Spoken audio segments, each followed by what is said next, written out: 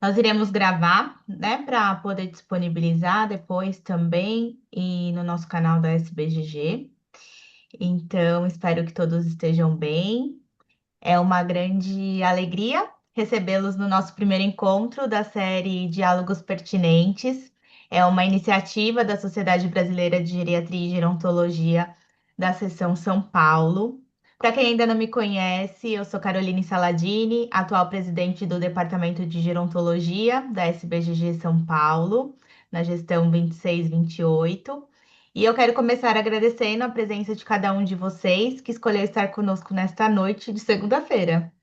Então, assumimos essa gestão, eu e o presidente Fábio está aqui também, com um compromisso muito claro, que é fortalecer a geriatria e a gerontologia, valorizar a atuação multiprofissional e aproximar cada vez mais a SBGG São Paulo dos profissionais, das instituições e da sociedade.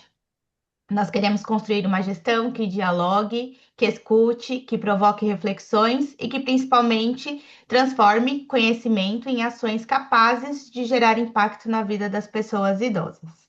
E os diálogos pertinentes é uma das nossas primeiras entregas desse compromisso.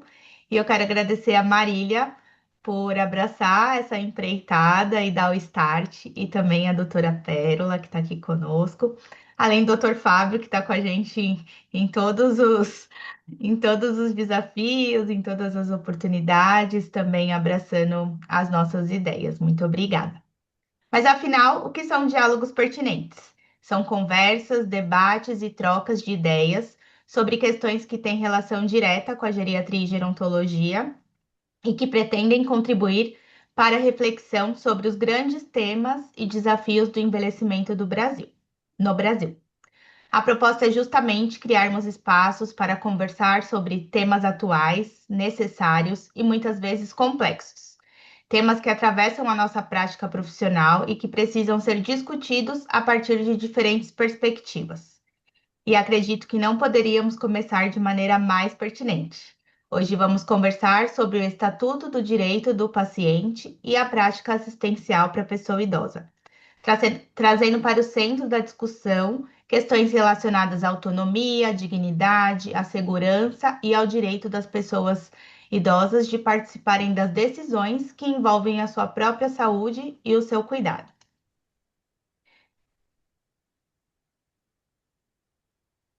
E quando falamos sobre envelhecimento, essa discussão ganha uma dimensão ainda maior.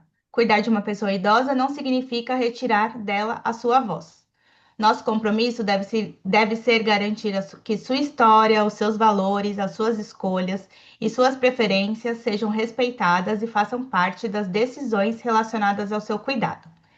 É sobre tudo isso que vamos conversar nos próximos minutos, neste primeiro encontro da série Diálogos Pertinentes. Este é apenas o começo. Ao longo dos próximos 2 anos, teremos novas ações científicas, educacionais e sociais. Por isso, aproveito para convidá-los a acompanhar as nossas redes sociais da SBGG São Paulo e ficar atento à nossa programação. Queremos vocês próximos e participando desta construção conosco. Contamos para este primeiro diálogo, como eu falei aqui, né, Dr. Fábio Leonel, ele é médico geriatra e presidente da SBGG São Paulo nessa gestão. A doutora Pérola Melissa, que é advogada especialista em Direito Médico e Saúde. E a doutora Marília Berzins, que é assistente social e integrante da diretoria da SBGG São Paulo nesta gestão, que fará a mediação e conduzirá nosso diálogo nesta noite. Agradeço muito a disponibilidade e a presença de todos vocês e espero que esse seja o primeiro de muitos diálogos pertinentes que construiremos juntos. Marília, passo agora a palavra com você. Mais uma vez agradeço mesmo aí doente, com a voz um pouco falhando, está aqui disponível e no que precisar pode me acionar que eu vou te ajudando, tá bom? Muito obrigada. Obrigada, Carol. Obrigada, doutor Fábio. Obrigada, Pérola, por esta oportunidade de estarmos juntos nesta noite, iniciando esta série de diálogos e respeitando o Estatuto dos Direitos do Paciente, né? E a prática assistencial para a pessoa idosa. Como a Carol já informou, eu estou com uma gripe muito forte e uma sinusite, e desde quinta-feira estou sem falar, portanto, estou afônica, mas hoje eu já fiz todos os esforços necessários e vamos ver até onde dou conta, mas a Carol está aqui, nós combinamos juntas e fazer alguns intervalos para que eu possa, para que vocês possam me ouvir melhor. Então vamos ao que nos trouxe aqui. Ah, uma informação importante. Por favor, não esqueçam de manter os seus microfones, né, desligados. Nós temos aqui a Bianca, que é da SBGG e está nos ajudando. Haverá oportunidade de perguntas, por favor, vocês podem fazê-la no chat e dentro do que nós planejamos para esta noite, também de dar a oportunidade para vocês fazerem perguntas. Então, vamos ao nosso tema. Bom, eu vou fazer uma síntese lida, porque vai facilitar mais o que a gente quer dizer.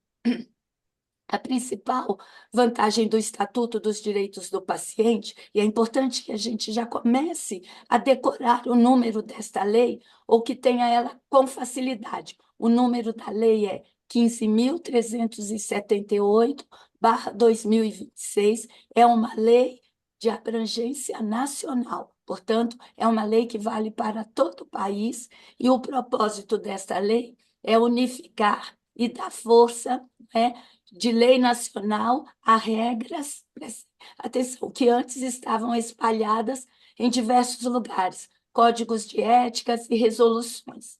Qual o objetivo? Ela traz mais transparência, segurança jurídica e clareza para o atendimento no SUS, Sistema Único de Saúde, e na rede privada. Portanto, essa lei é para tudo que se refere à saúde. É sobre esse tema que vamos conversar nesses próximos minutos. Iniciamos os diálogos pertinentes, né, com um tema bem atual, que foi sancionado, essa Lei 15.378, em 6 de abril de 2026, muito recente. Foi abril, nós estamos abril, maio, junho, julho, agosto, então foi recente. Nosso desejo é comentar e dizer o que muda ou não muda com a promulgação dessa lei nacional. Seus impactos no consultório e em todos os serviços que atendem pacientes, especialmente nosso recorte aqui é destinado a pacientes idosos, uma vez que a lei é destinada a regular os direitos e as responsabilidades dos pacientes sobre cuidados prestados por serviços de saúde de qualquer natureza ou por profissionais da saúde, é assim que está escrito no artigo 1º.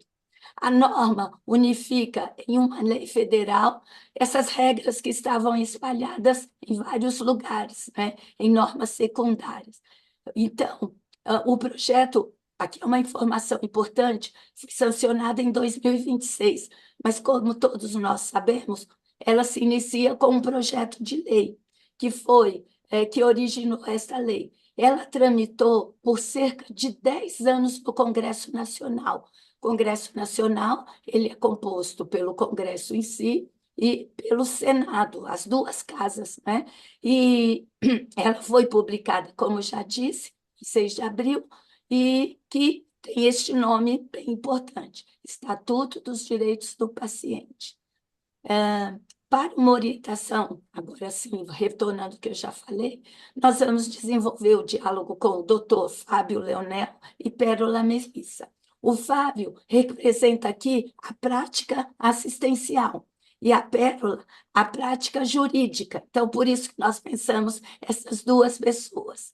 Então, vamos começar. Aí nós tentamos organizar aqui a nossa sequência. A gente tem um tempo um pouco limitado, e o meu papel aqui vai ser dar agilidade, contemplar o maior tempo possível para blocos que nós estabelecemos. Assim vai facilitar a compreensão.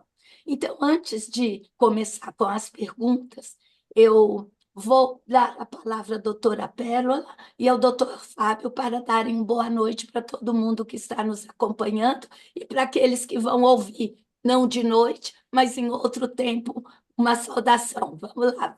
Comece com a Pérola. Então, é um prazer, né, começar inaugurando esse novo quadro de diálogos pertinentes.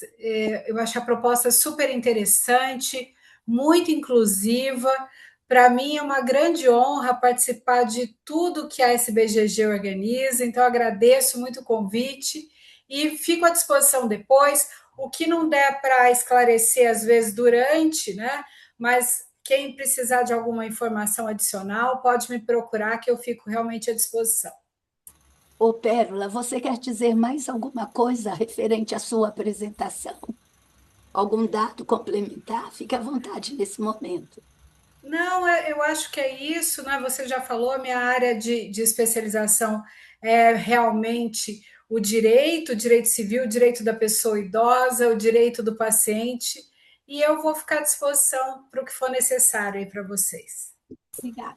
Doutor Fábio, ou Fábio, como a gente fala com você lá na SBGG. Sim.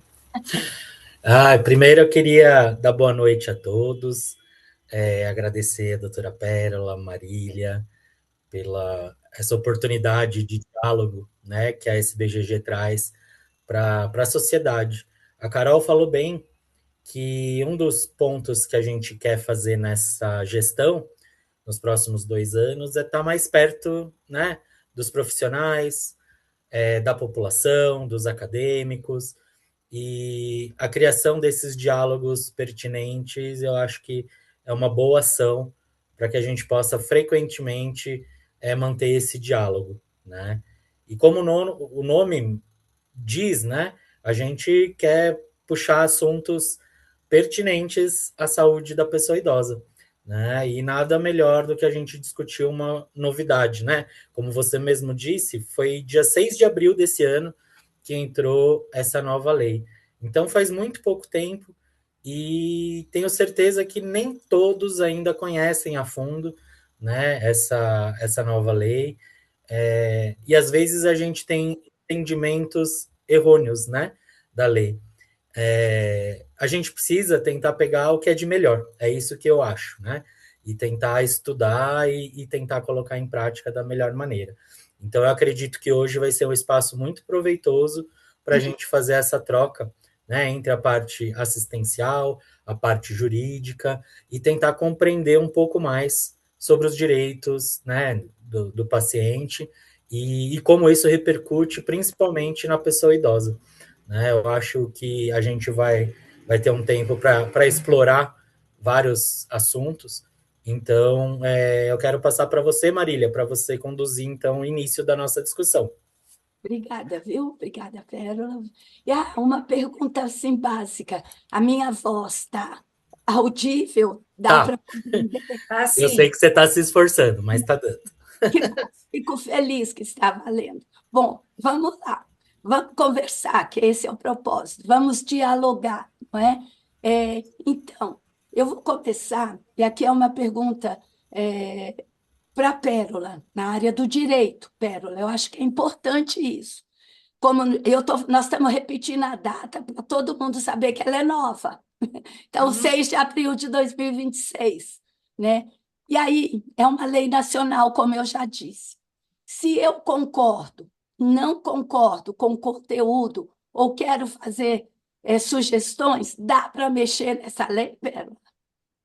então, Marília, essa é uma lei federal, ela entrou em vigor na data da publicação, então ela já está valendo a partir do dia 6 de abril. Interessante, né, que apesar do nome ser Estatuto dos Direitos do Paciente, no artigo 1º, ele já vem com o objetivo do Estatuto, que é regular direitos e responsabilidades do paciente, porque ninguém tem só direitos, né? Tem direitos e deveres, né? E isso é muito interessante. Outra coisa interessante nesse estatuto é que ele fala, ele vai regulamentar o comportamento e as condutas das instituições, mas também dos profissionais de saúde. Isso significa que, mesmo numa instituição de longa permanência, que, por exemplo, é de assistência social, ela tendo profissionais de saúde, ela precisa obedecer o estatuto. Então, respondendo sua pergunta, O estatuto é uma lei federal, como toda lei federal pode ser alterada, mas depende de uma outra lei federal para ser alterada, com todo o processo legislativo, mas a estrutura do Estatuto dos Direitos do Paciente é uma estrutura muito boa. Então, acredito que vai ficar muitos anos em vigor e nós vamos conhecer muito. E ela vem com um propósito educativo, então acho que não vai ser alterado tão cedo, não. Então, resumindo, lei é para ser cumprida e não discutida. Exatamente. Isso, Enquanto ela for discutida, ela tem que ser cumprida. e isso fez parte do processo anterior. Como eu disse, tramitou 10 anos, gente. Sim. E, às vezes, quem não participa perde o bonde, porque todo projeto de lei tem um tempo para discussão, inclusive com audiências públicas, com requerimentos, ok? Eu acho que isso é importante para a gente ter ideia. E Sim.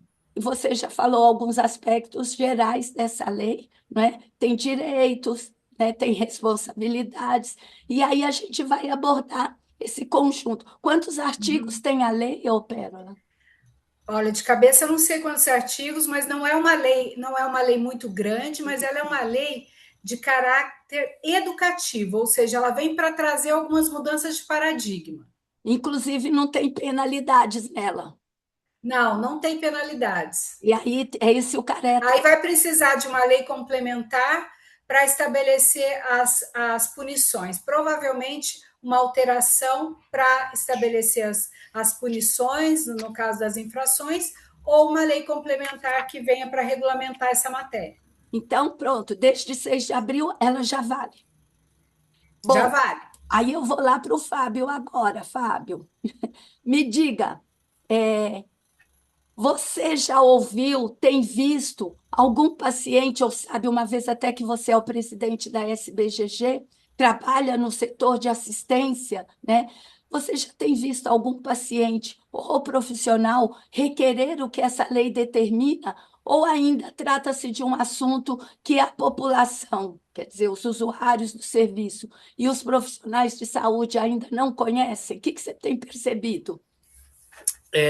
Aqui na prática clínica, as pessoas pouco conhecem e o novo estatuto e pouco conheciam o estatuto antigo também, né? Eu acho que esse é um tema que a gente precisa trazer à tona, porque houve, né, um aprimoramento de uma lei já antiga que junta vários outros dispositivos, né? Então a gente tinha lá, né, o Estatuto da Pessoa Idosa, a gente tinha é, o, o termo. Deficiência. Isso, termo de consentimento livre e esclarecido. A gente tinha vários dispositivos que eram usados de uma maneira não unificada, né? Eu acho que uma das importância, né, da gente discutir isso aqui é que traz uma integração entre diversas informações que a gente tinha soltas e que agora ficam um pouco mais claras, né? Concorde ou não concorde com o que está escrito, elas ficaram mais acessíveis. Eu queria só lembrar que isso não é só uma lei exclusivamente hospitalar, né? Então a gente acha que é só porque o paciente está internado, serve só para o paciente internado. Não, né? É como se fosse um guia de direito, né, do consumidor, entre aspas, né?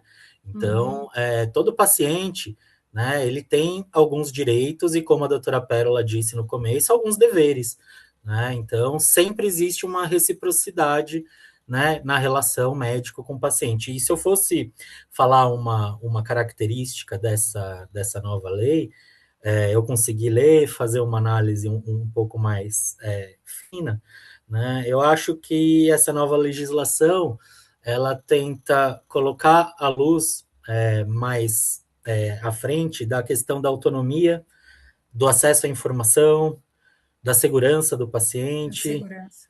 né, de respeito à dignidade, né, do paciente. A gente vai falar um pouco isso mais para frente, mas sempre pensando que é um dever, né, e uma responsabilidade de quem está cuidando. E o que me chama mais atenção é como nós, profissionais que lidamos com pacientes, né, o dia a dia, a gente não consegue estabelecer uma comunicação efetiva. Eu acho que esse é o grande ponto que a gente pode discutir, né, doutora Pérola? É falta de comunicação. Se a gente tivesse uma boa comunicação, nós não precisaríamos ter tantas leis no Brasil, né? O que você acha, Pérola? Concordo plenamente. A falta de comunicação, na minha experiência na Comissão de Bioética do Hospital Municipal aqui, que eu sou vice-coordenadora já há alguns anos, todos os estudos e todos os pareceres de todos os assuntos ligados à bioética, nós sempre enfativamos a necessidade da comunicação adequada e terapêutica. E, por outro lado, a comunicação inadequada, ela não é só ineficaz, ela é a grande causadora da judicialização, da frustração, dos conflitos entre pacientes, famílias e equipes. Então, esse é o maior problema, sempre a comunicação. E o Estatuto, ele veio para trazer uma contribuição nesse sentido, porque ele traz uma mudança de paradigma, enquanto ele coloca o paciente no centro do cuidado, no protagonismo desse cuidado, alterando quase que a ótica, porque nós temos uma construção nessa relação de sempre colocar a família à frente do paciente. Então, a opinião da família, muitas vezes, ela estava antes ou até maior do que a vontade do próprio paciente. E nós já tivemos, né, temos leis esparsas que tratam disso, mas o Estatuto ele vem para consolidar esse entendimento do protagonismo do paciente, ainda que em detrimento da opinião da própria família. Isso tira o paciente de uma situação só de objeto do cuidado, né, de ser que está sendo cuidado, para efetivamente o protagonista, não é? Onde a sua autonomia, a sua vontade deve ser ouvida, deve ser percebida, e pelos médicos, mas também por toda a equipe, inclusive pela própria família. Então, realmente é uma mudança de posicionamento. E isso vai trazer reflexos muito interessantes para toda essa relação. Muito bom. Olha, nós temos um estatuto composto de 25 artigos. Cada artigo daria uma mesa de um congresso.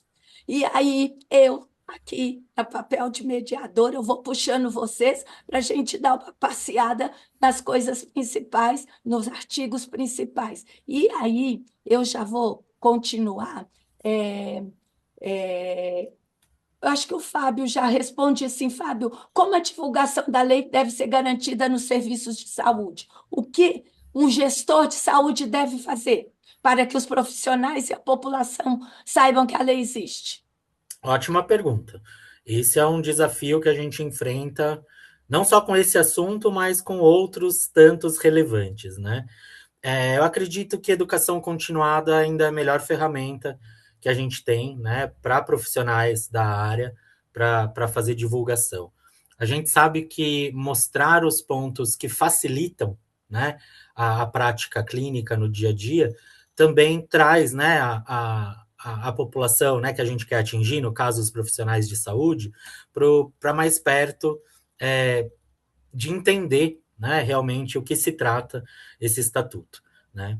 Então, um dos jeitos que a gente viu de fazer, eu vou dar um exemplo lá no Hospital do Servidor Público Estadual, que eu sou diretor também, a gente conseguiu, na beirada ali da divulgação do Estatuto, criar uma discussão via chat do WhatsApp mesmo, entre os profissionais, a respeito do que mudou, do que não mudou, né, relembrando os principais direitos, né, da saúde, enfim, a questão de estar dentro de um hospital escola também, eu acho que isso é muito importante, né, a parte acadêmica nesse sentido faz toda a diferença, porque a gente precisa ensinar, né, os novos formandos aí que vão cair na vida, né, na assistência, sobre o que realmente é relevante. A gente vive uma situação hoje meio esquisita, né, doutora Pérola? os profissionais de saúde estão cada vez com mais medo, né, de fazer as coisas. De E judicialização. exatamente, esse medo afasta cada vez mais o paciente do profissional de saúde. Em vez da gente criar uma relação mais aproximada, mais segura, mais confiável, parece que toda lei que é promulgada é feita para colocar mais medo no profissional de saúde, né? E não é uma verdade, né? Não. Então, esse mito, né, isso a gente precisa desmistificar, que eu acho que a lei vem para realmente contribuir para os dois lados, né, para dar uma razão para cada procedimento, para cada comunicação, para as coisas ficarem mais transparentes. E eu sempre acredito, quando você faz com boa fé, com boa índole, a transparência, ela sempre prevalece, né? Eu vou falar para vocês da minha prática clínica, né? Eu sou clínico, geriatra, paliativista, eu resolvo situações difíceis no hospital o dia inteiro, conversas difíceis, famílias difíceis, né? Situações que precisam uma tomada de decisão compartilhada mais enfática. Eu vou falar para vocês que usando, né, uma comunicação efetiva, eu nunca tive nenhum problema jurídico, né? Por quê? Porque eu acho que eu fiz um treinamento em comunicar, não é falar bem, não é, né, ser soltinho, ser amigo do paciente, não é nada disso, é treinamento, né? Tem uma parte acadêmica muito importante por trás da comunicação que a gente precisa aprender, né? E eu fui estudar isso, né? Então, nós precisamos nos capacitar, né, para poder capacitar outros profissionais da saúde e assim eles entenderem a importância, por exemplo, desse novo estatuto de direito da pessoa, do paciente, né? Eu ia falar da pessoa idosa já mas a Marília vai perguntar isso depois. Vamos guardar isso um pouquinho. Mas a questão o que eu posso ser beneficiado junto, né, nesse novo estatuto, que vai fazer bem para mim, para minha prática clínica e para o meu paciente, né? Marília, para mim esse é o melhor argumento para eu poder alcançar, né, os profissionais dentro do hospital e fazer com que eles se atentem, pelo menos alguns minutos, que isso é importante eles terem na prática clínica deles. Não colocando medo, né? Falando assim, ó, se você não fizer isso, seu nome vai lá na delegacia, você vai ter que prestar depoimento. Não é nada disso, né? É justamente ao contrário. Então, acho que a gente precisa desmistificar essa cultura do medo sobre as leis. Verdade. Eu vou entrar agora, e assim, quando eu for entrar em bloco, eu vou buscar o que está escrito lá no estatuto, porque nem todo mundo decorou, nem precisa decorar, mas é o direito a acompanhante. Eu quero fazer aqui uma questão com vocês, uma, duas, talvez. Diz assim o artigo 7, essa é uma grande novidade, ou o reforço de algumas práticas. O paciente tem o direito de contar com um acompanhante em consultas e internações, salvo quando o médico ou profissional responsável pelos seus cuidados entender que a presença do acompanhante pode acarretar prejuízo à saúde, à intimidade ou à segurança do paciente ou de outrem. Tranquilo. Aí vem o parágrafo único que fala: o acompanhante do paciente tem direito de fazer perguntas e de certificar-se que os procedimentos de segurança do paciente estão sendo adotados. E aí eu vou começar perguntando, eu vou fazer um comentário aqui, eu acho que aí eu vejo se Pérola ou Fábio respondem, né? Sabemos que o Estatuto da Pessoa Idosa, o Estatuto da Criança e do Adolescente, a gente já tem isso nas pessoas com deficiência, tem o direito de ter acompanhante enquanto estiver internado. Na prática, estou falando agora específico para a pessoa idosa, isso virou uma obrigação e não direito. Vocês acham que isso pode se repetir em todas as faixas etárias quando eles têm um direito de acompanhante? Ou seja, um direito vira uma obrigação e a gente considera que as famílias mudaram, que tem gente, um monte de gente que não tem mais acompanhante. Pérola, eu estou vendo você balançando a cabeça aí. Fala para nós, comente. Eu falo muito sobre isso, sobre o direito no caso da pessoa idosa, que virou obrigação. E agora, pior, além de virar obrigação, virou uma condicionante. Se a pessoa idosa não tiver acompanhante, Aham. e muitas vezes há uma negativa de atendimento, de exame ou de atendimento, e ainda a gente tem uma outra deturpação da lei, que é o tal do responsável pela internação. Quem que vai assinar a sua internação? Né? E se a pessoa não tem ninguém? A gente está vivendo uma outra realidade. As pessoas não necessariamente têm uma família por perto, tem alguém, não é, que possa dar essa assistência, as pessoas estão vivendo cada vez mais sozinhas e também com mais autonomia para a tomada de decisão e para os atos da vida civil, inclusive assinar uma internação, a não sei que seja uma situação de emergência e pode ser que não tenha ninguém para assinar. Mas voltando à questão do acompanhante, é isso mesmo, Marília.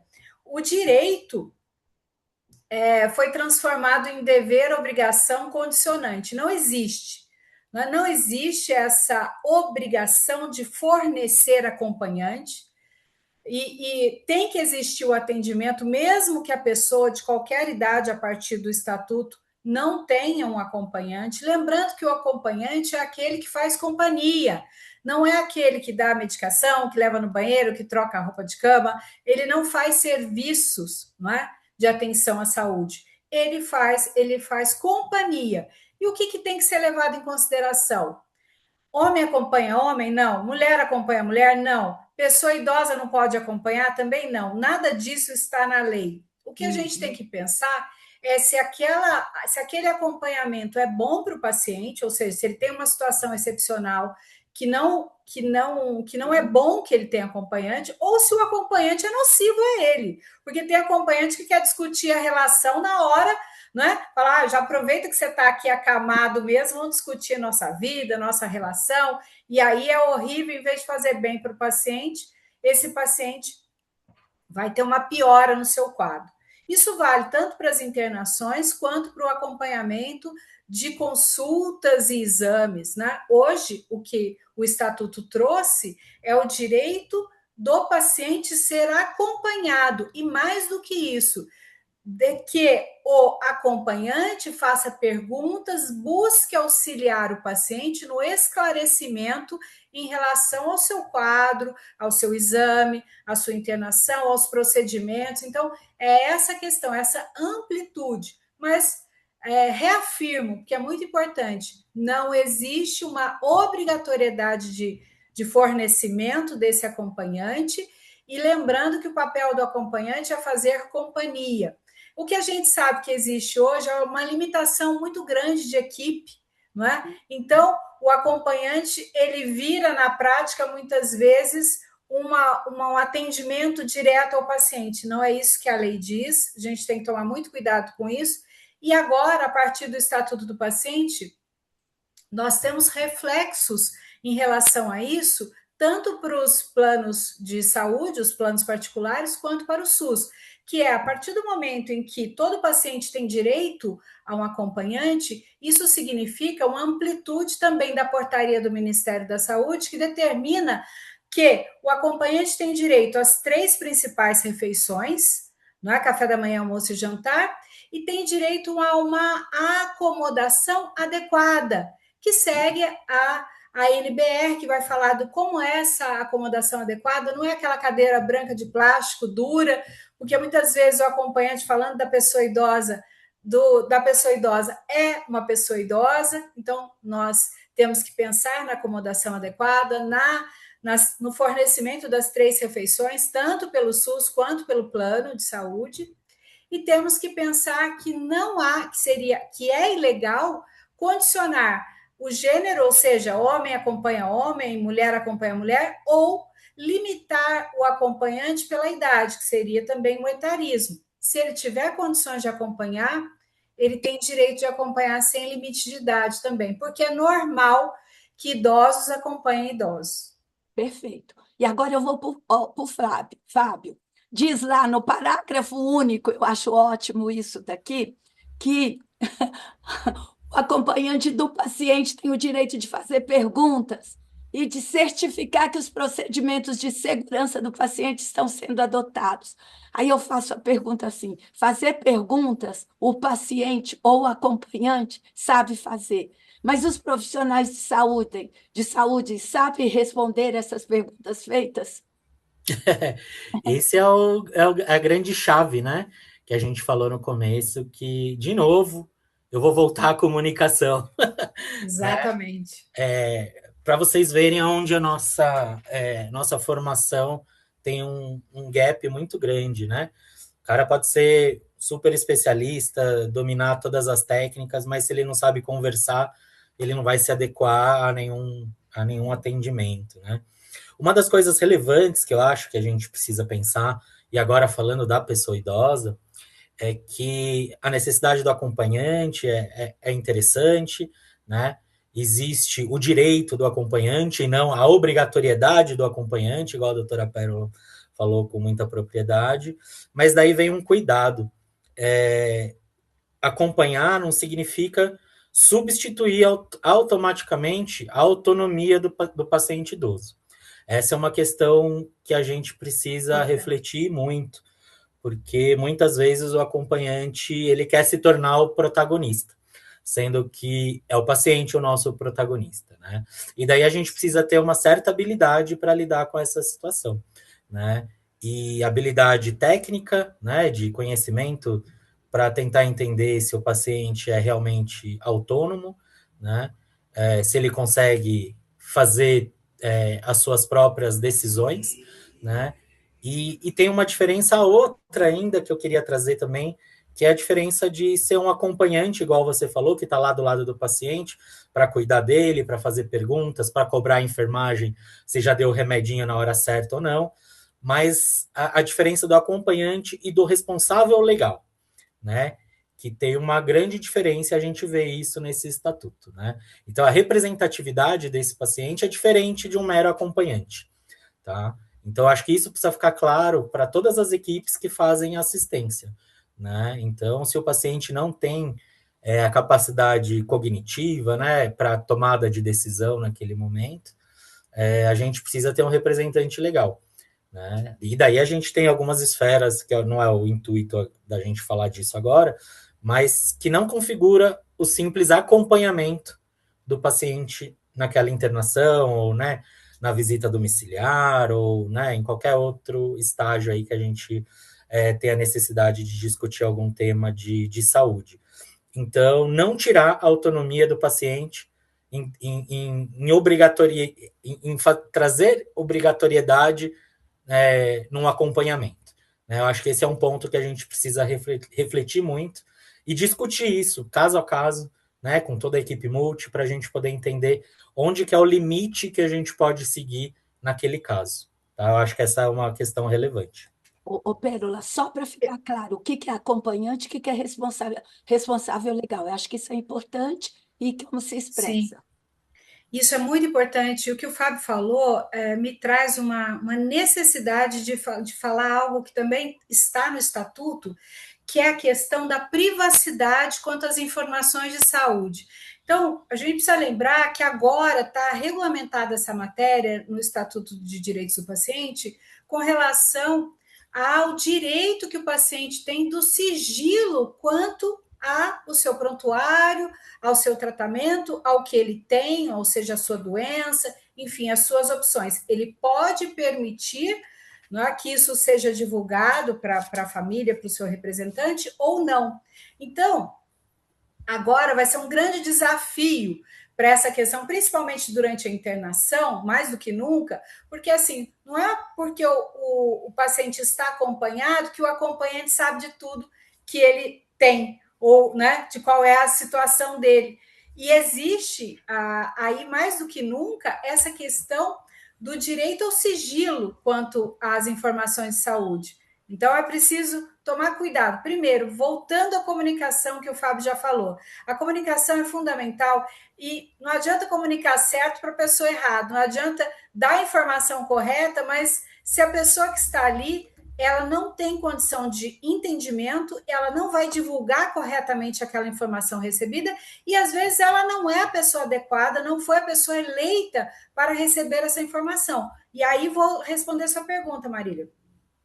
O acompanhante é aquele que está ali fazendo companhia. Às vezes é alguém da família, às vezes é alguém que a família colocou para estar ali prestando aquela assistência direta, pode ser um cuidador, pode ser um empregado, né? Não necessariamente é a pessoa mais habilitada para receber as informações.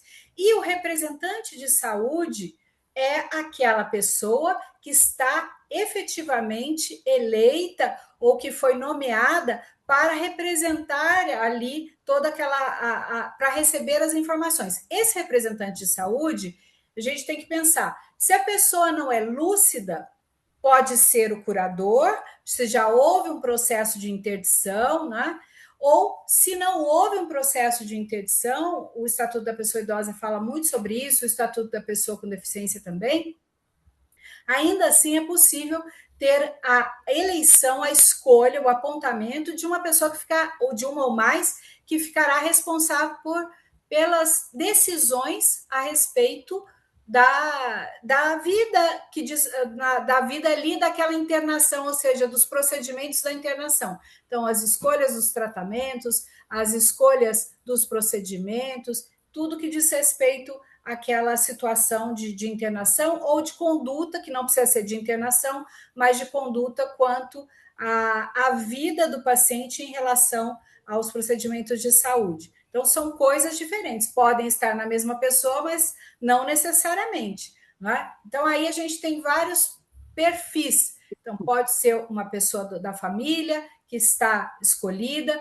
pode ser um curador que vai responder pelaquela pessoa que não está, que pode ter uma situação permanente ou temporária de incapacidade, e aí nós teremos vários personagens que também precisam, isso tudo precisa estar no prontuário para saber com quem fala, né? Então, isso vai ser uma questão ainda maior de atenção para toda a equipe de assistência. Porque na introdução da lei, né, quando define, diz que a pessoa indica, nomeia uma pessoa para essa responsabilidade. Vamos imaginar que seja uma doença ou tinha um diagnóstico de HIV, que a pessoa não referiu para ninguém, precisou de uma internação, chega lá, você sabe, né? Ele está com HIV. Aí a pessoa não sabe, ele não queria que ninguém soubesse disso, que aí a gente está trazendo o direito dele da autonomia, da capacidade de informação, do sigilo. Então, isso é muito importante, é bom. Então, o sigilo, só para completar, para não ficar isso, o sigilo aceita exceções. Então, a lei fala que o paciente ele tem direito ao sigilo, mas existem exceções, ou seja, não pode colocar em risco outras pessoas. Então, é preciso também, né, interpretar a lei com esse cuidado, até porque não só na situação hospitalar, mas na situação das instituições de longa permanência, nas internações domiciliares em home care, não é? Então, a lei fala, garante o sigilo, mas também comporta exceções, e é importante que comporte, porque nem sempre o sigilo é possível, ele pode colocar em risco outras pessoas, no caso do HIV, ele pode colocar em risco parceiros, então a lei também aceita e prevê exceções. Perfeito. Olha, eu vejo que está entrando algumas perguntas e eu quero mandar agora essa informação diretamente para quem nos acompanha. A Carol, ela está acompanhando todas as perguntas que estão sendo formuladas e nós prometemos que daremos um tempo para responder essas perguntas, mas eu vou avançar mais um pouquinho, porque o tempo está correndo aqui e a gente tem outros assuntos que o Estatuto nos apresenta que eu gostaria de chamar a atenção. Vamos lá. Eu vou falar agora presença de estudantes e profissionais estranhos ao cuidados, que diz assim o artigo 17. O paciente tem o direito de ter a vida privada respeitada quando submetida a cuidados em saúde, o que compreende? Né? O direito de ser examinado em lugar privado, salvo em situações de emergência ou de cuidados intensivos. O direito de recusar qualquer visita. Nós não vamos comentar sobre esses dois itens, mas eu vou para o inciso 3 aqui, que diz assim: o direito de consentir ou não com a presença de estudantes e profissionais de saúde estranhos a seus cuidados em saúde. E eu vou começar com o Fábio nessa resposta, né? Esse inciso 3 aqui já trouxe manifestações em redes sociais. uma vez que houve a compreensão de que os estudantes de medicina não podem participar do tratamento. Considero esse item um ponto importante para ser esclarecido. Sim, Comente com a gente, você que é professor, isso. responsável por serviço, é isso que está dizendo, e depois eu quero que a Pérola complemente, caso você não seja satisfatório do ponto de Claro. vista do direito. Eu acho que eu vou falar da parte como, né, preceptor, como professor, como médico formador, né, que isso é só um reforço do que é a boa prática clínica, né?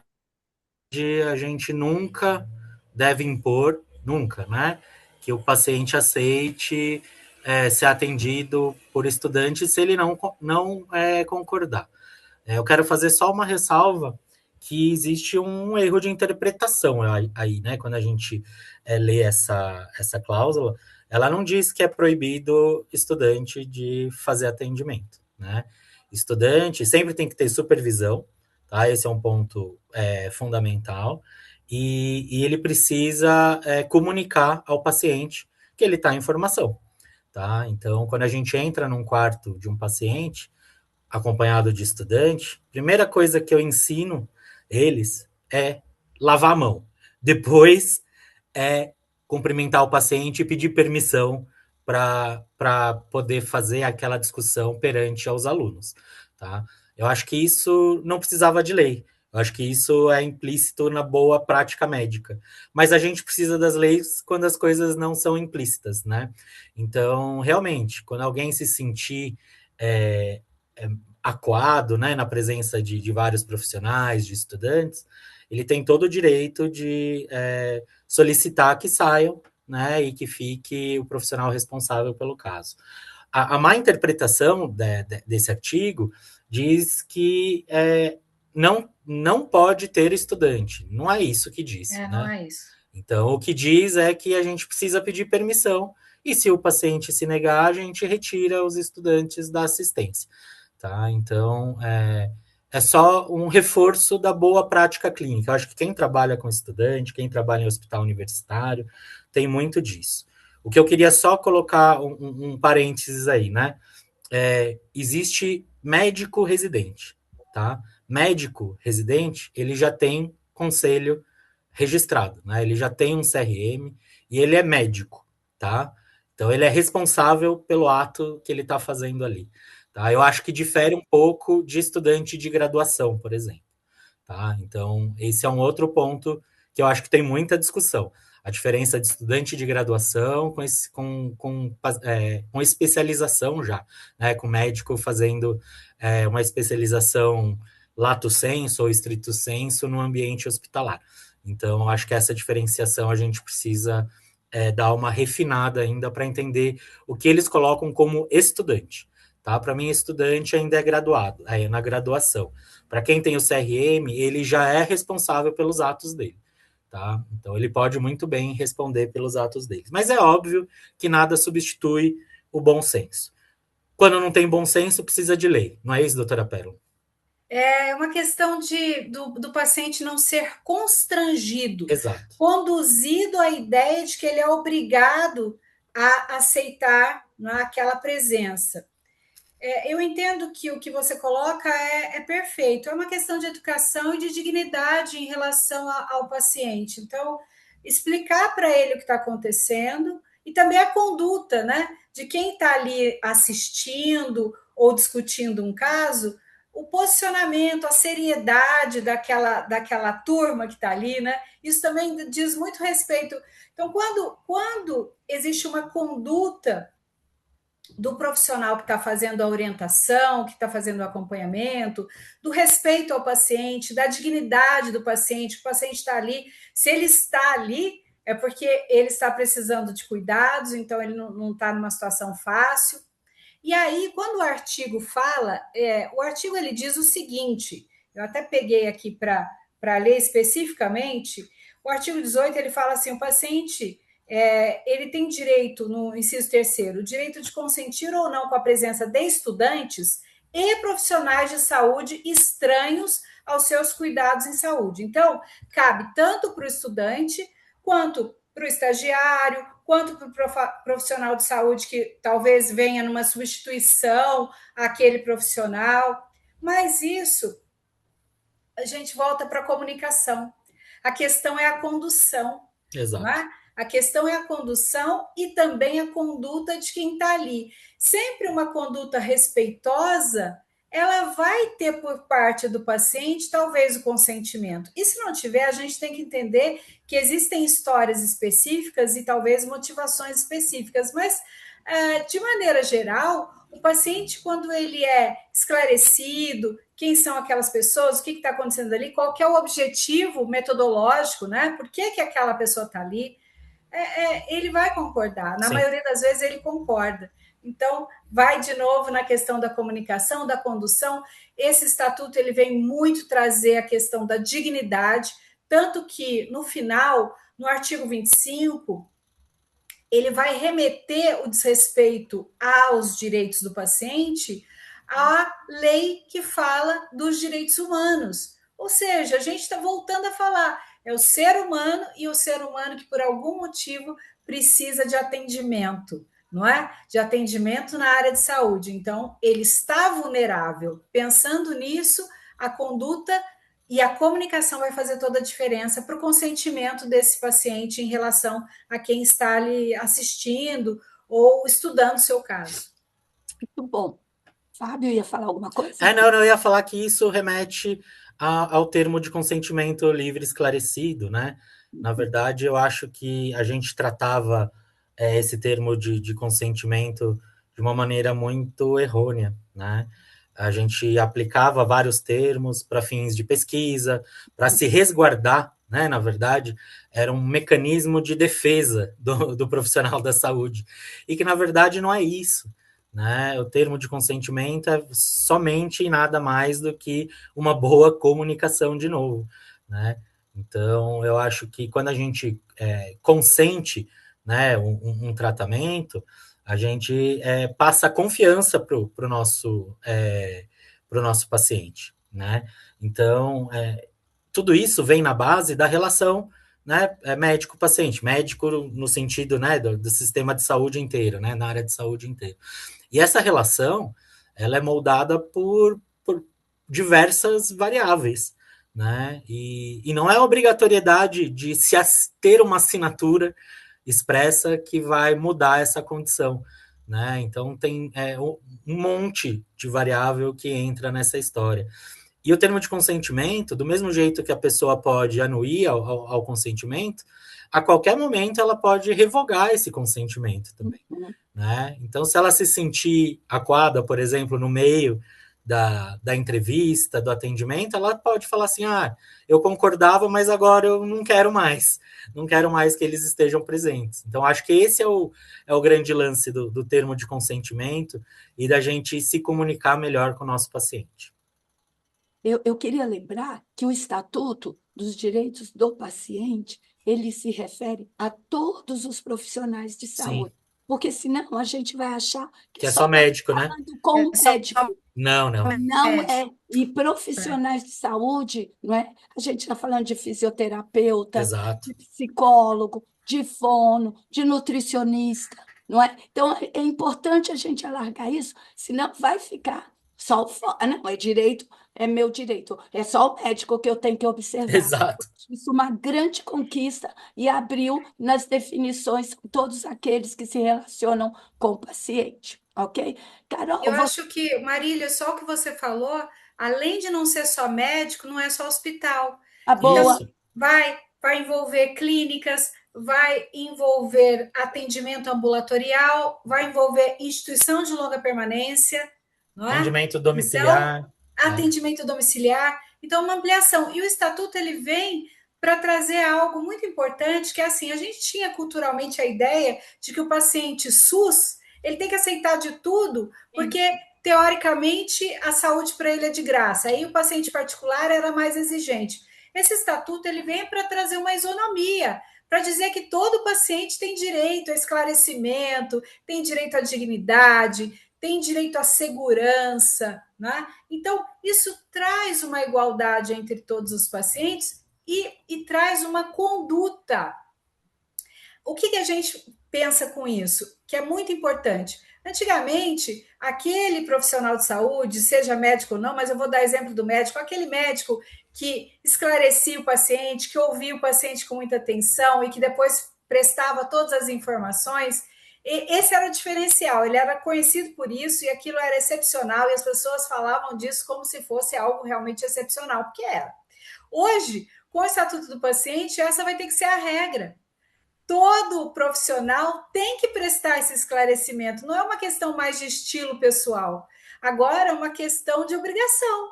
Você tem que fornecer e é um direito do paciente ser esclarecido. Então, isso também traz uma igualdade e mais qualidade também para o atendimento. Então, o paciente, ele se iguala, não importa se é particular ou não, se é SUS, e também os profissionais envolvidos se igualam quanto à questão da qualidade no atendimento. Isso é muito bom, é uma conquista muito grande. Muito bom. Eu não sei se a Carol viu a mensagem que eu passei para ela fazer a pergunta sobre o item que nós estamos chamando aqui, e aí a gente já vai para outra parte extremamente importante, que é diretivas antecipadas, né, de vontade, o acesso a prontuário, que diz o artigo 16. Carol, quer fazer essa pergunta para os nossos convidados? Eu quero te incluir. Tá bom, pode ser. Só um minuto, deixa eu abrir aqui. Eu estava olhando as perguntas do chat.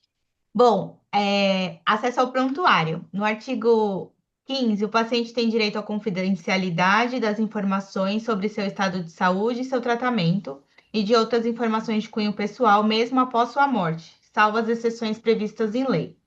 No parágrafo único, diz que os dados e os registros referentes ao paciente deverão ser devidamente manuseados e arquivados, de modo a preservar a sua confidencialidade. E no artigo 16, o paciente tem direito de consentir ou não com a revelação de informações pessoais para terceiros, não previamente autorizados, incluindo familiares, exceto quando houver determinação legal. A pergunta é: após a morte do paciente, a família pode requerer o prontuário para garantia de direitos em relação à herança, processo, entre outros? Então, a família, o que tem no estatuto é que o paciente tem direito ao sigilo das suas informações, inclusive após sua morte. Então, essa é uma questão importante. Precisa ver se o paciente deixou alguma regra proibitiva quanto ao seu prontuário. Se deixou, a família não vai ter acesso. E se essa regra não existe, aí sim o paciente, uma vez falecido, vai seguir uma ordem hereditária. Então, não é automática, não é porque o paciente faleceu que os seus familiares têm direito automático a requerer o seu prontuário. Isso não acontece. Nós vamos seguir uma ordem hereditária. Primeiro, o representante da herança, não é? Ele é um dos que tem direito de pedir o prontuário do paciente, desde que não haja essa regra proibitiva ou que seja uma exceção. E aí também tem o cônjuge do falecido, também pode requerer, os filhos, aí nós vamos seguir uma ordem hereditária, mas não o prontuário do paciente continua, após o falecimento dele, continua não sendo um documento imediatamente aberto. Perfeito. Muito obrigada. Marília?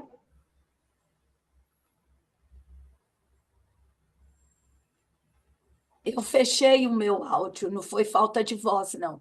Aqui foi um descuido. Mas agora nós vamos, talvez, por último bloco, considerando o horário que nós temos a cumprir, sobre as diretivas antecipadas de vontade DAV ou DAV. Eu não vou ler o que diz os artigos lá do Estatuto, mas eu queria falar que talvez, não estou afirmando, seja o ponto mais delicado da nossa conversa. E, na verdade, o Estatuto valida formalmente as diretivas antecipadas de vontade, que já têm sido discutidas há muito tempo, né? Eu pergunto, para a Pérola e para o Fábio. O que isso quer dizer na prática em relação às diretivas? Quem começa? Pode começar, doutora Pérola. Então, só para completar que o estatuto ele não fala claramente, ele não responde à pergunta que a Carol colocou a respeito do prontuário. Ele fala do prontuário em relação ao paciente, mas aí só para complementar, se alguém ficar com dúvida, existe uma recomendação do Conselho Federal de Medicina, que é a recomendação 3 de 2014, que ela fala claramente, no caso de falecimento, qual é a recomendação, qual é o procedimento, só para quem quiser. Agora, em relação às diretivas antecipadas de vontade, nesse ponto, eu entendo que o Estatuto ele trouxe um grande avanço, porque ele deixa claro, ele explica que diretiva é o gênero, do qual eu posso ter várias opções. Então, dentro das diretivas antecipadas de vontade, eu posso ter a eleição do representante de saúde, eu posso ter o testamento vital, né, com regras claras e limites quanto aos procedimentos de saúde. Eu posso ter, por exemplo, a escolha antecipada de um curador, caso eu perca a lucidez, então eu já elejo quem no futuro deve ser o meu curador. Então, a diretiva é gênero, do qual existem várias espécies. Antes tinha muita dúvida quanto a isso, falava diretiva é a mesma coisa que testamento vital. Não, não é. Diretiva é gênero, no qual eu tenho opções, várias opções em relação ao que eu estou antecipando quanto à minha vontade, tá? Então, isso que é o mais importante. E a diretiva, ela só pode ser do próprio paciente.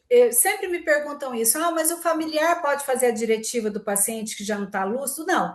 Se o paciente não estiver mais lúcido, no caso dele, a decisão vai ser, né, da equipe, é um ato médico, mas ouvir da família, que é o que o Conselho Federal de Medicina recomenda. Então, na ausência de capacidade do paciente, não há que se falar em diretiva antecipada de vontade.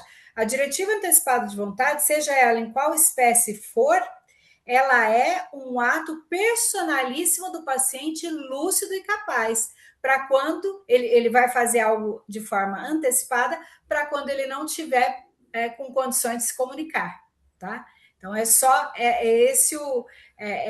a condição essencial para que esse documento tenha validade.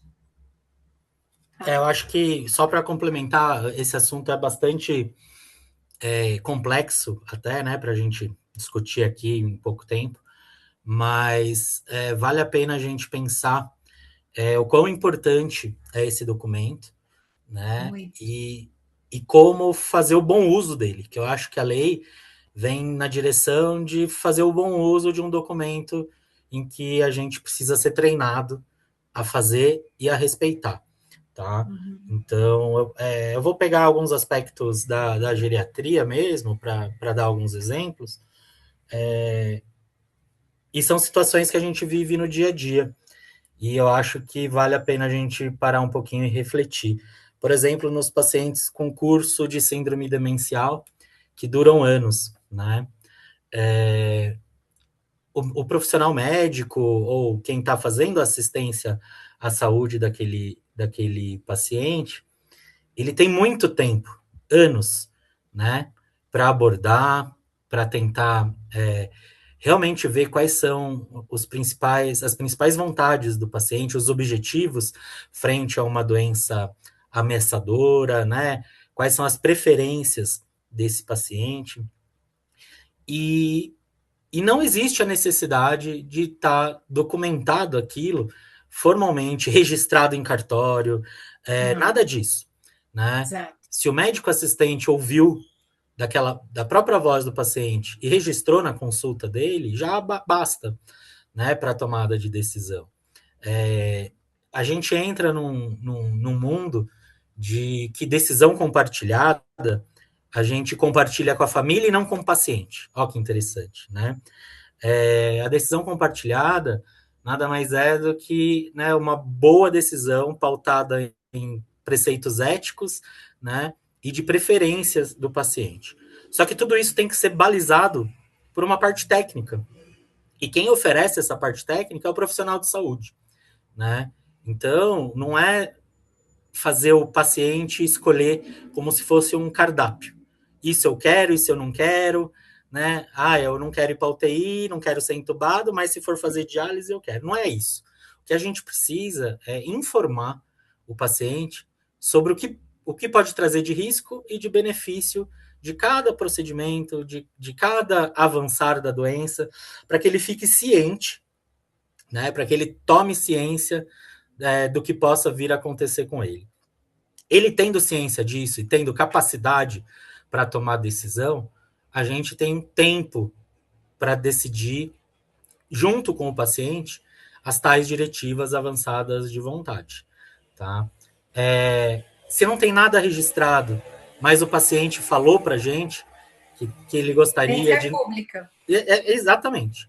Eu não quero sofrer, eu não quero ficar na cama, né? Que muitas vezes a gente ouve isso e a gente não respeita, né? Por quê? Porque vem a força familiar, que muitas vezes está enlutada e não consegue tomar uma decisão clara, tá? Por isso que o CFM, já no último, como é que fala? No manual de ética médica que a gente tem... É o Código de Ética Médica. O Código de Ética Médica, ele coloca que a tomada de decisão é um ato médico, né? Eu estou falando bem exclusivo agora para cuidados paliativos, por exemplo, tá? É uma decisão técnica, né? Sim. E muitas vezes a gente fica falando, mas a família não aceita, a família quer que faça tudo. É óbvio, né? A família não quer perder o ente querido. Só que daí a gente precisa, de novo, ter uma habilidade muito importante de comunicação e de decisão compartilhada, que a gente não é treinado corretamente para fazer isso, tá? Eu vou deixar uma referência aqui para vocês, né, que é um colega meu, um professor exímio, que também faz bioética, que é o Dr. Daniel Fortes, né? Ele tem uma aula que está disponível no YouTube que fala sobre decisão compartilhada e sobre comunicação, né? E ele pondera dois extremos, né? Que é a parte paternalista da decisão médica, né? E a parte consumista, que ele chama, da decisão médica, né? Que são dois extremos que são ruins, né? Então, a gente não deve colocar a nossa vontade, eu estou falando nossa como profissional de saúde, acima da decisão do paciente, né, ou da família, mas sim a gente discutir e apresentar tecnicamente quais são os benefícios de tais e tais procedimentos. E a gente tentar não levar para o lado consumista. O que é isso? Né? A gente não deixar o paciente internado em UTI só para valorizar mais o ganho monetário daquele hospital, né? Para não tentar deixar a família, que muitas vezes tem interesse, né, monetário na manutenção da vida daquele paciente idoso. Por quê? Porque eles ganham benefícios. Por exemplo, aposentadoria. Quantas vezes eu já vi família falando, esse paciente não pode morrer. Por quê? Porque ele ele sustenta a família inteira com a aposentadoria dele. E se ele falecer, a gente vai perder essa renda. E daí a gente começa a entender realmente por que é difícil a tomada de decisão, né? E se a gente tiver uma diretiva antecipada de vontade, isso pode facilitar muito. É uma ferramenta muito útil na tomada de decisão. Mas aí vem os poréns, né? Será que ele tomou essa decisão numa maneira ainda consciente? Será que foi explicado realmente tudo para esse paciente? E é óbvio que, mesmo tendo uma diretiva antecipada de vontade, a gente precisa comunicar aos familiares, né? Faz parte, né? Não é só falar assim, ele quis isso e acabou. Não, a gente precisa entender também o lado, tá? E para isso, de novo, vem a decisão compartilhada e a necessidade de uma comunicação mais efetiva. Não sei se deu para falar tudo, mas é mais ou menos isso. Esse é um bom tema, mas eu acho que vocês foram objetivos. Não sei se a Pérola tem alguma coisa a complementar em relação... Essa questão de diretivas, a gente depois faz um diálogo só para diretiva. Exato, também acho.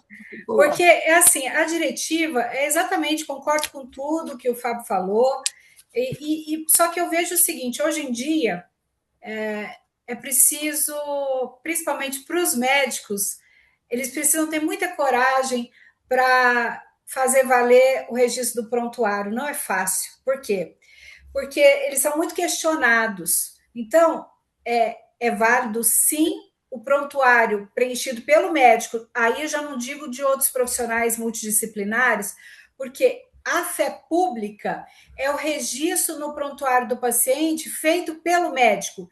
A fé pública, ela está consolidada pelo Conselho Federal de Medicina. Então, tudo aquilo que o próprio médico registra no prontuário como uma conversa direta entre ele e o paciente é válido como diretiva antecipada de vontade e deve ser respeitado. Está perfeito, é ético, não é? Então, Exato. assim, ético enquanto previsão de comportamento de toda a classe, mas ainda assim não é fácil para o médico tomar essa decisão, principalmente quando ele enfrenta a negativa da família.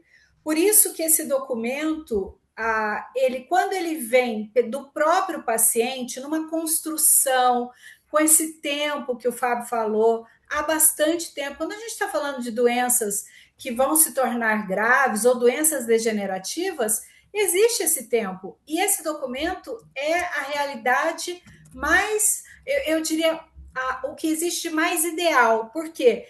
Porque tira da responsabilidade do médico essa questão do registro que ele fez em relação ao que o paciente comunicou, tira também da família essa decisão final e transporta a decisão para a autonomia do paciente. É o paciente que está decidindo. E, mais do que isso, isso serve de convencimento para a família enlutada, principalmente para a família em conflito, quando o que estava mais perto já aceita o cuidado paliativo, o que está mais longe e que se deparou agora com a realidade de talvez já de finitude daquele parente, então ele está em momento diferente. Dentro da família, às vezes a gente tem parentes com momentos muito diferentes. Um já está aceitando, o outro está na revolta, o outro está negativo, não é? Então é muita coisa. Então, trazer para o paciente esse protagonismo, além de ser o que a lei prevê, nós temos a Política Nacional de Cuidados Paliativos, que é de 2024, que já fala sobre isso. Nós temos a normativa do próprio Conselho Federal de Medicina, que estabelece a obrigação do médico, a obrigação ética do médico a valorizar a diretiva antecipada de vontade do paciente em detrimento da opinião familiar.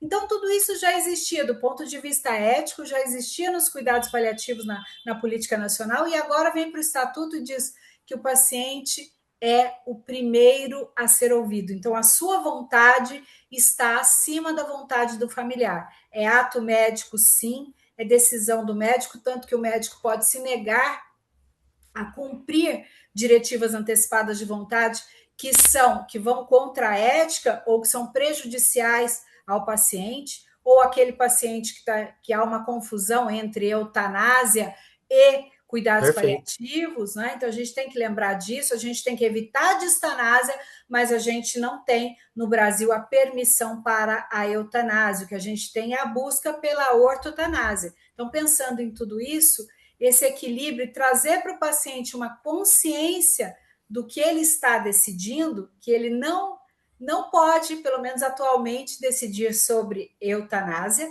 mas ele pode decidir sobre limitação dos tratamentos invasivos, dos exageros terapêuticos, e isso ele pode decidir e ele pode construir uma relação com a equipe de cuidados para que tudo isso seja realmente colocado e respeitado quando ele não possa se manifestar, porque ainda que ele tenha a diretiva antecipada de vontade, se ele tem capacidade de comunicação, o documento escrito não substitui a fala dele imediata, mas esse documento vai ser importante quando aquele paciente não tem capacidade de se comunicar. Aí a diretiva serve, e é muito importante que seja valorizada.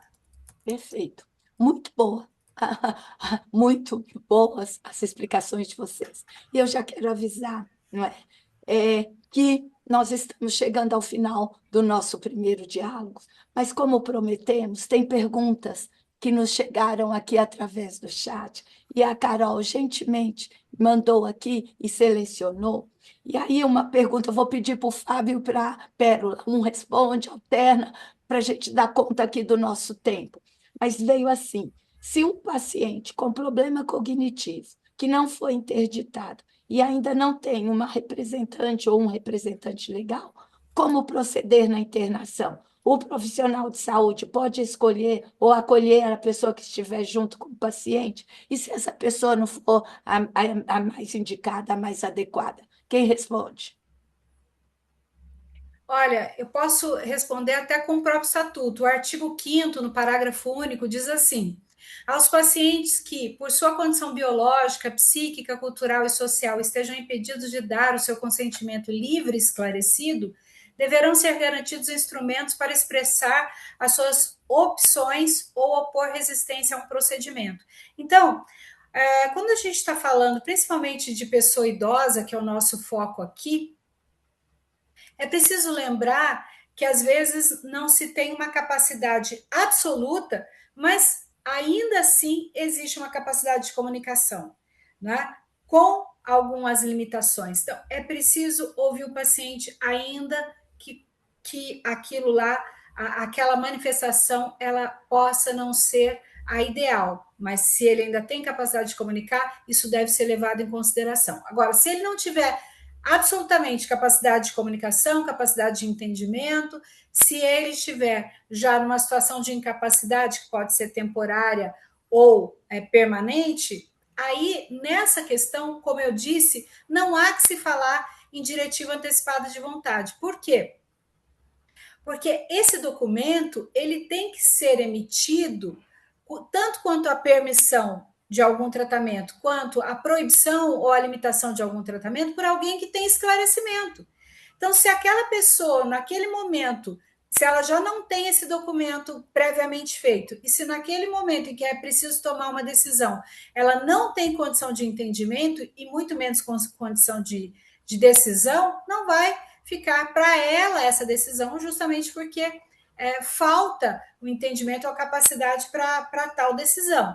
Aí essa decisão vai ser um ato médico, mas construído também ouvido a família, mas aí eu falo, porque a família não está toda em concordância, se tivesse seria perfeito, né? Aí quem eu escuto da família? Quem concorda, quem discorda, quem aceita o tratamento, quem não aceita, aquele que fala tente de tudo, não é? Quem eu vou ouvir na família? Aí a segunda pergunta que deve ser feita: existe um representante de saúde eleito pelo paciente? Se existir, esse deve ser ouvido. Não existe, aí vai ser construído um diálogo. Isso tudo eu sei que às vezes não dá nem muito tempo, mas ainda assim, dentro da questão específica, é preciso construir um diálogo. E aí o médico ele vai ouvir a equipe multidisciplinar, ele vai ouvir a família, mas ele vai tomar a decisão tendo como foco o bem-estar do paciente e não da família, né?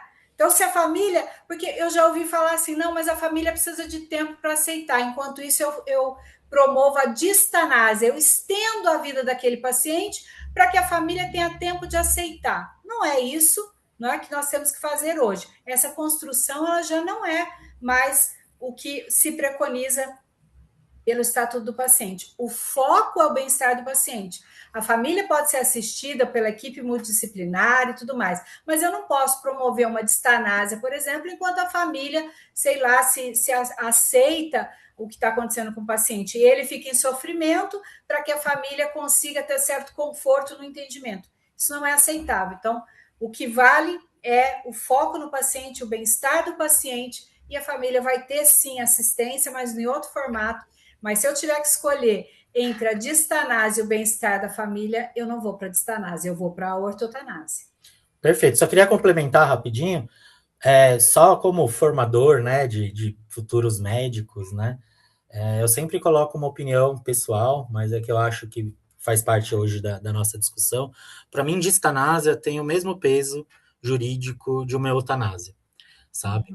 Do mesmo jeito que você abrevia uma vida, prolongar a vida às custas de muito sofrimento, para mim, é um crime, né? E eu acho que a gente precisa ser treinado para isso, porque a gente normalizou, né? Normatizou a distanásia. A gente acha normal um paciente morrer dentro de uma UTI, que no dia da morte dele ele faz 20 procedimentos, 15 exames, né?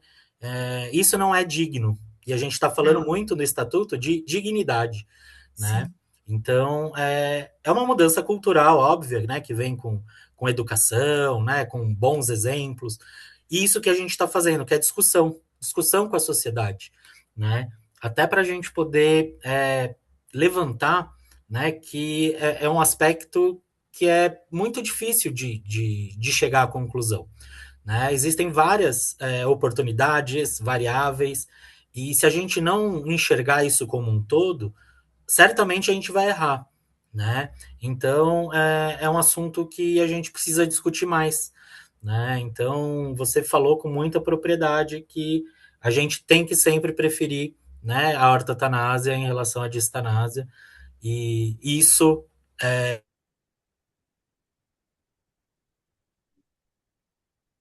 Acho que acho o que isso Fábio. o Conselho Federal de Medicina nos defende, tá bom? Sim. E, Fábio, agora vai para você essa pergunta. Na prática, o que muda para a pessoa idosa, que muitas vezes ainda vê a família ou até os profissionais de saúde decidindo por ela?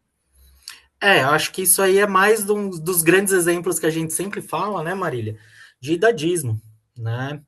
A gente precisa combater com uma força muito grande, nós que trabalhamos, né, com o processo de envelhecimento, que pessoa idosa não é igual pessoa sem autonomia, né, sem capacidade de tomar decisão.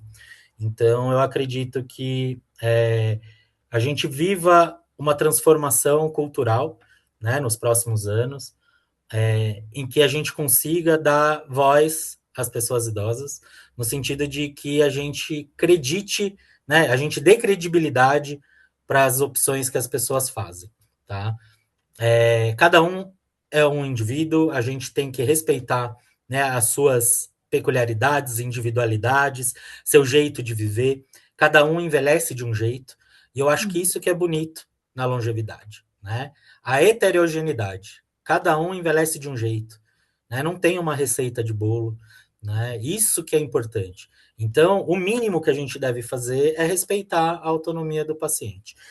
Foi bom você ter falado isso, que eu queria só colocar aqui alguns aspectos que eu coloquei que são específicos para a pessoa idosa, e esse é um tema importante, né? Que você falou da tomada de decisão, da autonomia. E a idade não pode ser confundida com incapacidade, nunca, tá? Então, acho que isso é uma defesa, né, contra o etarismo, contra tudo que a gente vive hoje em dia, né? A parte de cuidados paliativos, né? É digno a gente conversar com o paciente e esclarecer para ele quais vão ser os próximos passos, para ele poder tomar a decisão correta, né? Já que a gente falou de diretiva avançada de vontade. E é digno também o paciente escolher o seu representante legal, tá? E, enfim, né? Eu acho que no final de tudo a gente vai voltar para o início, que é a comunicação, tá? É Então, verdade. eu acho que a gente pode, na próxima diálogos pertinentes, também abordar a parte de comunicação efetiva. Perfeito. Olha, e aqui é um comentário, não exatamente uma pergunta, mas é a colaboração de uma colega, terapeuta ocupacional, e colega, né? E gerontólogo. Vejo que a Lei 15.378 não é apenas um texto jurídico, mas é um convite para que nós, profissionais de saúde, assumamos a responsabilidade de tornar a informação acessível e compreensível para todos os pacientes, especialmente as pessoas idosas. Eu acho perfeito. E esse comentário encerra aqui a nossa colaboração, a nossa participação, e eu quero agradecer mais uma vez a Carol, ao Fábio, à Pérola, essa oportunidade de estar com vocês aqui, mediando, como nós sempre reconhecemos, o tema é extenso, nem deu tempo de abordar todos os 25 artigos, né? Mas que isso já deu a oportunidade de conhecermos mais. E esse direito do paciente não é só para a pessoa idosa, é para a criança, o adolescente, é para o adulto, é para a pessoa idosa. E é para nós que somos profissionais de saúde que um dia poderemos e precisaremos usar o serviço de saúde Perfeito. e saber que nós também somos pacientes. Então, eu acho isso importante. Hoje eu fui na minha medicação aí para melhorar a voz. Tinha a médica me prescreveu um medicamento, ela falou no consultório o nome do medicamento, da injeção que eu teria que tomar.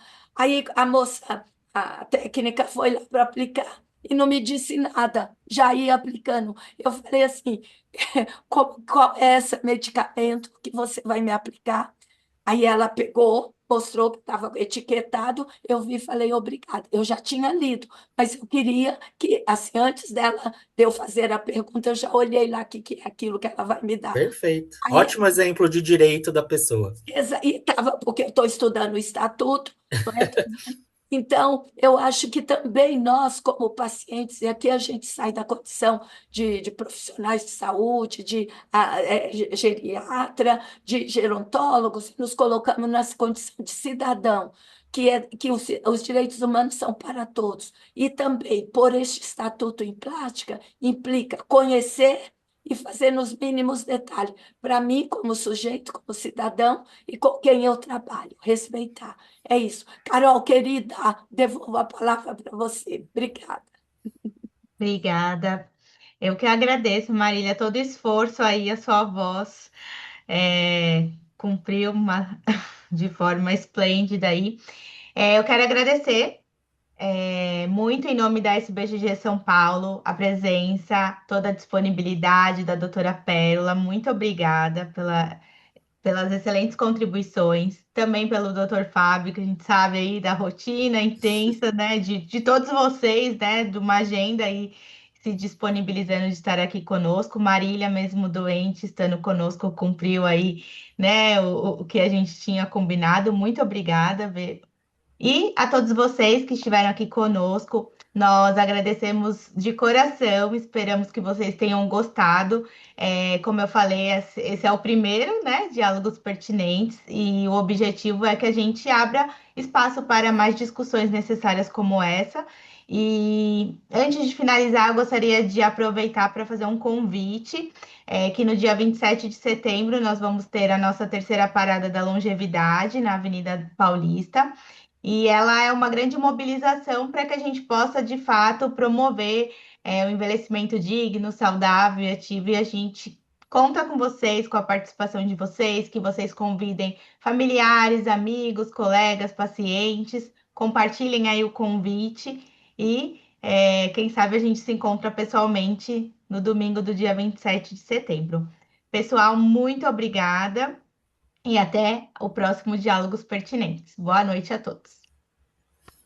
Boa noite, pessoal. Obrigado. Boa noite, queria agradecer a oportunidade, o convite, né? Esse é um assunto super relevante, acho que a gente está aqui dentro da Sociedade Brasileira de Geriatria e Gerontologia, falando sobre uma lei muito importante, então é uma oportunidade de reflexão, de conhecimento, de discussão técnica. Então, foi um prazer muito grande, foi uma honra participar e agradeço novamente o convite. Nós que agradecemos. Muito obrigada. Fábio? Eu queria agradecer a presença de todos. Repliquem, né, com seus colegas que não puderam assistir ao vivo, mas a gente quer que esse papo continue, né, não pare só aqui e que a gente consiga discutir com os nossos pares tudo o que a gente discutiu hoje aqui. Então, a gente já convida para o próximo, né? Diálogos Pertinentes, e a gente espera que esse canal fique aberto para a gente se comunicar com todos vocês. Acho que essa é a nossa missão aqui como Sociedade de Geriatria. Obrigado a todos. Boa noite. Boa noite, Marília, Pérola e Fábio, e todos vocês. Bom descanso. Tchau, tchau. Tchau, tchau. Até mais.